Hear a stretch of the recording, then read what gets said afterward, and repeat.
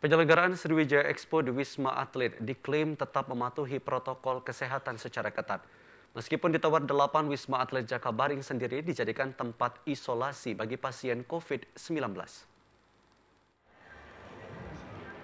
Penyelenggaraan Sriwijaya Expo yang dimulai pada tanggal 2 hingga 5 Juli dinilai sangat mengkhawatirkan. Terlebih lokasi pameran UMKM tersebut berdekatan dengan lokasi isolasi pasien COVID-19 yang berada di Tower 8 Wisma Atlet. Menanggapi hal tersebut, PLH Sekda Provinsi Sumatera Selatan Ahmad Najib mengatakan bahwa penyelenggaraan Sriwijaya Expo sudah menetapkan batasan protokol kesehatan dan menyiagakan Satgas COVID-19. Saya yakin kita sudah semuanya prokes ya. Dalam konteks penyelenggaraan, kita yang paling utama ada keinginan kita sendiri untuk disiplin, menggunakan masker dan sebagainya. Nah, oleh karena itu, mari kita laksanakan ini, petugas Satgas kita banyak di sini. Nah, oleh karena itu, apapun yang kita kerjakan pada prinsipnya, mari kita masing-masing berusaha untuk menjaga protokol kesehatan disiplin. Kota Palembang saat ini masih berstatus zona merah COVID-19 dan masyarakat tetap dihimbau untuk taat dalam protokol kesehatan. Adi Gunawan, TVRI Sumsel melaporkan. Saudara, pemerintah Provinsi Sumatera Selatan saat ini telah membuat pergub ganjil genap terhadap kendaraan roda 4 untuk menekan penyebaran COVID-19. Namun di sisi lain, mobilitas masyarakat masih cukup tinggi. Seberapa efektifkah kebijakan Pemprov ini? Saat ini kita telah terhubung bersama dengan ahli kebijakan publik Bapak Husni Tamrin. Selamat sore Pak Husni. Selamat sore, Vio. Baik Pak Husni, bagaimana tanggapan Bapak terkait dengan Pergub Ganjil Genap yang baru saja dilakukan atau diresmikan oleh pemerintah sendiri? Ya, pertama sebagai bagian dari ikhtiar, ya perlu diapresiasi lah gitu ya. Nah, tapi tentu saja kita harus telah juga bahwa jangan sampai Pergub ini menjadi suatu kebijakan yang tunggal gitu ya. Karena kalau sebagai suatu kebijakan tunggal untuk mengurangi mobilitas manusia, ya pasti tidak akan efektif gitu ya. Artinya diperlukan kebijakan-kebijakan lain gitu yang menyertai kebijakan ganjil genap ini.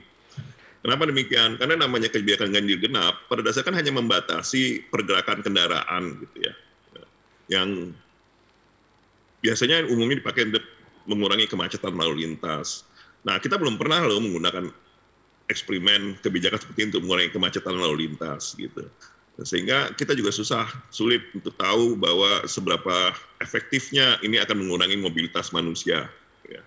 Itu pertama. Yang kedua juga yang perlu kita pertanyakan bahwa lagi-lagi yang perlu dipersoalkan kan adalah mobilitas manusianya gitu. Ya. Soal sampai hari ini rasanya WHO itu masih mendekatkan tentang social distancing itu sebagai satu-satunya cara, sebagai salah satu cara yang harus kita lakukan gitu untuk mengurangi transmisi.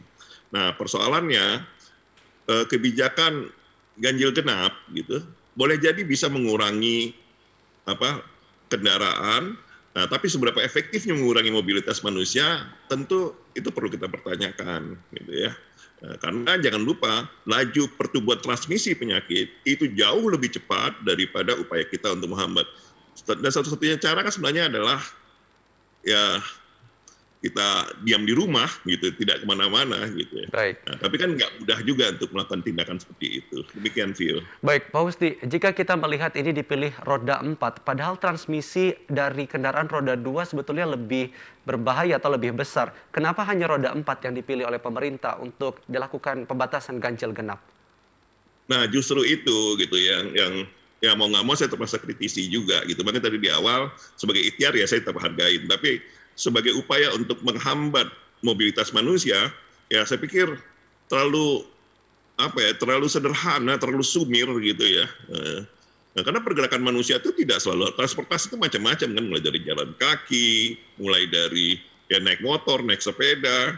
Ya kalau hanya mobil hanya berapa persen sih yang kita bisa hambat. Sementara laju dan kita harus hitung-hitungan juga kan gitu. Berapa reproductive rate-nya? Saya pikir Pemprov punya satgas yang bisa menghitung itu gitu ya. Gitu. Dan kalau hanya mengandalkan pada ganjil genap, sorry aja saya bilang sangat tidak akan efektif gitu. Maka diperlukan tindakan-tindakan yang lain. Gitu, Phil. Baik, Pak Husni, jika kita melihat zona merah masih terjadi di Kota Palembang, bahkan di Jawa dan Bali saat ini sudah melakukan PPKM darurat. Sebetulnya apakah Kota Palembang sendiri menurut Pak Husni harus segera menarik rem darurat untuk menerapkan PPKM darurat ini? Ya, uh, memang kita selalu sebelum suka pakai istilah rem dan gas ya, bagaimana kita memainkan gas dan rem gitu ya, untuk bicara tentang ekonomi dan kesehatan. Tapi kalau pertanyaannya apakah kita menarik rem darurat, jelas ya, gitu ya. Sebab begini, kita tahu seperti tadi Vio bilang Jawa, Jakarta, Jawa itu sudah situasi gawat lah gitu ya. Dan jangan lupa dalam beberapa hari sampai hari ini pergerakan dari Jawa ke kita ke sini itu juga nggak dibatasin kan, belum dibatasin kan. Baik.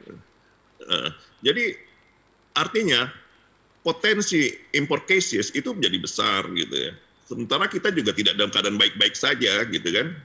Sehingga mau nggak mau harus ada sesuatu upaya selain Pergub tadi ya Pemkot dan pemerintah-pemerintah kabupaten juga mengurangi lah kerumunan-kerumunan yang seperti tadi disampaikan di TV, saya lihat baca ya masih ada banyak kerumunan-kerumunan. Ya harus benar-benar kita cegah, ya paling nggak kita puasa sekitar 2 minggu, saya pikir mungkin ya gitu ya.